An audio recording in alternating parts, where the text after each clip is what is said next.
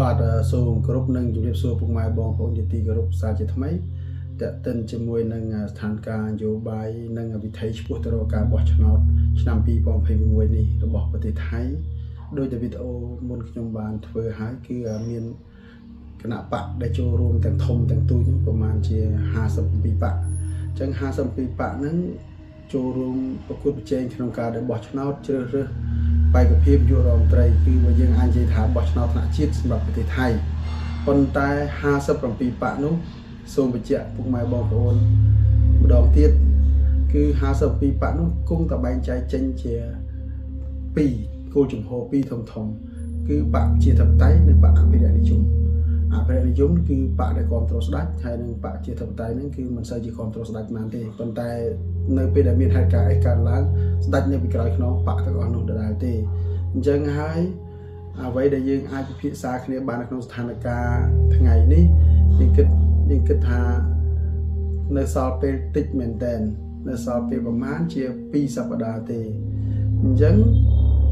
នៅថ្ងៃនេះថ្ងៃទី25ថ្ងៃទី25មករាអញ្ចឹងថ្ងៃ31ដាច់ខែ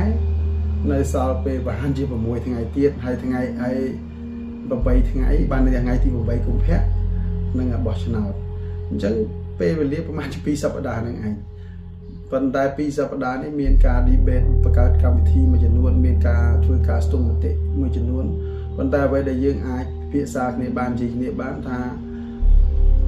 ដ្ឋាភិបាលនាពេលខាងមុខឬក៏នាយករដ្ឋមន្ត្រីទី33របស់ថៃនាពេលខាងមុខហ្នឹងប្រកាសណាស់មកពីបកមួយក្នុងចំណោមបកធំជាច្រើនជាងខានប៉ុន្តែសួរថាគណៈបកនោះទទួលបានអាសនៈដាច់គេដើម្បីបង្កើតរដ្ឋាភិបាលតែឯងទេគឺមិនអាចទេអញ្ចឹងបកធំដែលដូចតែមានកន្លងមកដូចជាភឿថៃគណៈបកក្រុមដែលយើងអាចថាក្រុមអាល់កុហុលឬក៏គណៈបកប្រជាជនដែលយើងអាចនិយាយថាមកពីគណៈបក Move Forward ឬក៏គណៈបកអនាគតใหม่ឬយើងអាចនិយាយថាភូមិใจថៃដែលជារដ្ឋាភិបាលចាំផ្ទះនាពេលបច្ចុប្បន្ននិងគណៈបកพลังประชารัฐដែលធ្លាប់គ្រប់គ្រងលោកយុទ្ធច័ន្ទអូឆាធ្វើជានាយករដ្ឋមន្ត្រីឬបកប្រជាធិបតេយ្យជាធិបតេយ្យដែលលើកអភិសិទ្ធធ្វើជានាយករដ្ឋមន្ត្រីជំនាន់រឿងក្តីផ្សារព្រះវិហារយើងនេះរឿងព្រះវិហារចុងជីបេតិកភណ្ឌនេះនឹងក៏អាចមកពីបកហ្នឹងឬយ៉ាងណាពីព្រោះអភិសិទ្ធត្រឡប់មកវិញធ្វើជាធានបកធ្វើបេក្ខភាពនាយករដ្ឋមន្ត្រីអញ្ចឹងមានបកមួយចំនួនទៀតប៉ុន្តែបកដែលខ្ញុំស្អប់ជាងគេគឺគណៈបកលេខរៀងទី11ពីព្រោះគណៈបកនោះគឺប្រធានបកឈ្មោះរាំងស៊ីដំសនីឯករាំងស៊ីតែជាអតីតនីតិហ៊ានទេ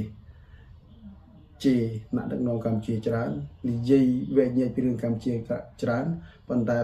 បកនោះខ្ញុំនឹងនិយាយលម្អិតនៅពេលបន្តទៀតប៉ុន្តែអ្វីដែលសំខាន់ទោះបីជាយ៉ាងណាបកនយោបាយទាំង57បករបស់ប្រទេសថៃដែលឈានទៅរកការបោះឆ្នោតខាងមុខជ្រើសរើសបេក្ខភាពនាយករដ្ឋមន្ត្រីនៅប្រកួតប្រជែងគ្នាសម្លេងនៅក្នុងសភាដណ្ដើមប្រទីបន្ទង់គ្នានឹងគឺ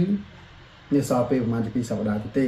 ប៉ុន្តែទោះបីជា52បកទាំងតូចទាំងធំហ្នឹងក៏គង់តែបែងចែកចេញជា2ដែរទេគឺបកជាធិបតេយ្យនិងអភិរក្សនិយមដែរទេគឺបកដែលគ្រប់គ្រងស្ដេចឬមិនគ្រប់គ្រងស្ដេចយើងនិយាយងាយស្រួលតែប៉ុណ្្នឹងប៉ុន្តែទោះជាយ៉ាងណាក្តីបកនយោបាយមួយណាក៏ដោយនៅពេលដែលស្ដេចចេញមុខពីក្រោយខ្នងគឺមិនថាបកជាធិបតេយ្យឬអភិរក្សនិយមទេតែងតែមកឈ្លានពានកម្ពុជាឈ្លានពានហ្នឹងមិនឈ្លានពានត្រឹមត្រូវឈ្លានពាននៅខុសច្បាប់យើងគិតមកទៅមិនមែនទៅតែឥឡូវទេជាង100ឆ្នាំមកហើយគឺមិនថាបកណាទេគឺស្ដេចតែងតែគ្រប់គ្រងក្នុងការដែលធ្វើសង្គ្រាមបើកការឈ្លានពានមកលើកម្ពុជាទាំងខុសច្បាប់អញ្ចឹងរឿងនេះយើងនឹងនិយាយលម្អិតបន្តទៀតប៉ុន្តែអ្វីដែលសំខាន់គឺមានមិនច្រើនបកទេបកធំដែលប្រកួតប្រជែងក្នុងការដែលចូលរួមបោះឆ្នោតនាពេលខាងមុខអញ្ចឹងរដ្ឋាភិបាលចម្រុះប្រកាសជាកើតឡើងការប្រទីងបន្ទង់នឹងប្រកាសជាកើតឡើងទីបន្ទង់ស៊ីសំណូកសោកប៉ាន់ឬដណ្ដើមកៅអីរឿងអីគ្នាទិញកៅអីនឹងប្រកាសជាមានក្នុងប្រទេសថៃមិនទើបតែមានឥឡូវទេមានច្រើនចំនួនច្រើនអាណត្តិមកហើយអញ្ចឹងចាំមើលថាតើបកណាជាបកដែលអាច ដឹកនាំរដ្ឋាភិបាលចម្រុះរបស់ថៃហើយធ្វើជាយុរដ្ឋមន្ត្រីទី33របស់ថៃជួបគ្នា